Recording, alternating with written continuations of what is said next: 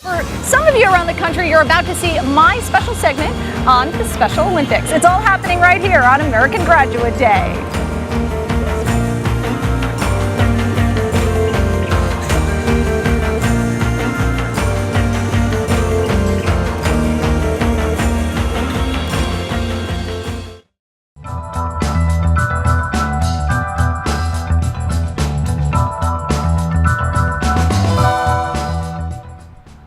Thanks for staying with us on American Graduate Day. In this hour, we've been discussing the importance of after-school and summer programs for students.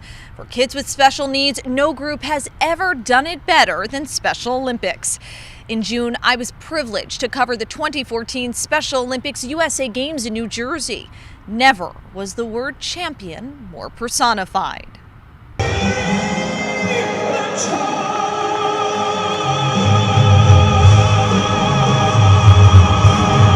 These flames mark the beginning of it all, the beginning of the 2014 Special Olympics USA Games. I hereby declare the Games open! After countless practice hours, nearly 3,500 athletes from every state in the nation proudly walked onto the stage during the opening ceremony at Prudential Center in Newark. It was the moment these athletes had eagerly waited for. After the event, many were overwhelmed with emotion and gratitude. Basically, I cried. I cried. I teared up. It changed my life by helping others that cannot do things for themselves. To be part of the Special Olympics is to have heart, courage, spirit, and integrity, and the braveness to compete. Founded by Eunice Kennedy Shriver in 1968, Special Olympics has since grown to include more than 4.4 million athletes with intellectual disabilities in 170 nations and more than 800,000 competitions around the world.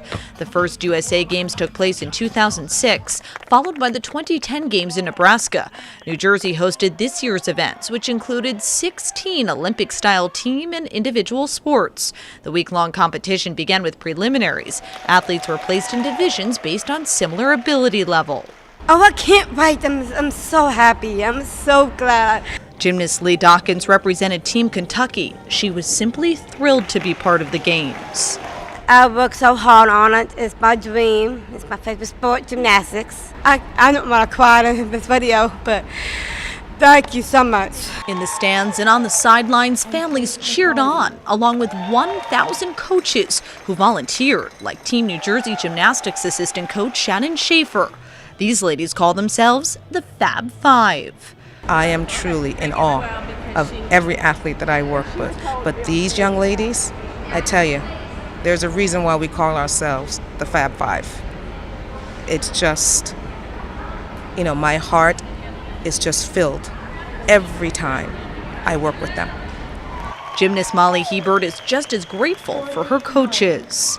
They both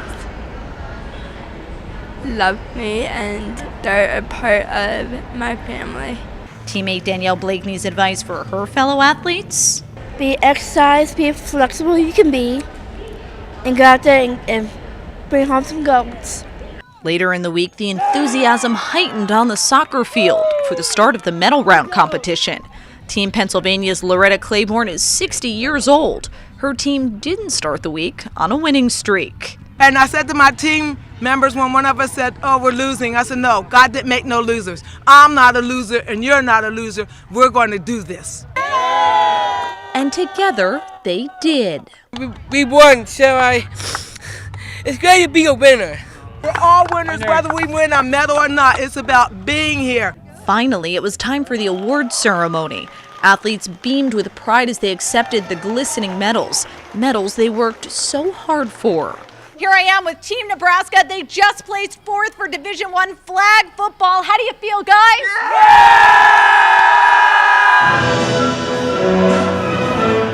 It was a moment of celebration for all the athletes. Some were brought to tears. Why are you crying? Because we won.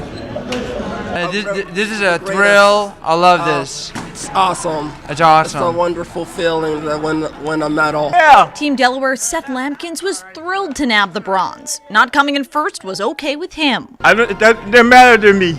It doesn't matter to me. I want a medal. Team Minnesota, who competed in Division III, brought home the silver.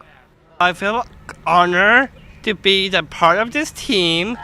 On the last day of the events, the energy on the volleyball court was exhilarating. This was the final game for the athletes. Off the court, their fans cheered them on during the awards ceremony. I'm with Team New Jersey Division III volleyball, and they just brought home the gold! Yeah! Tell me, how long are you going to have that gold medal around your neck? Forever.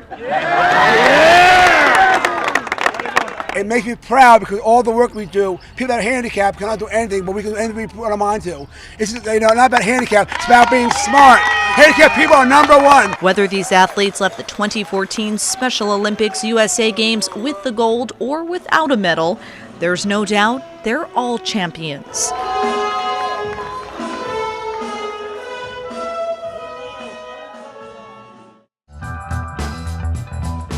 American Graduate Day, a live nationwide outreach event.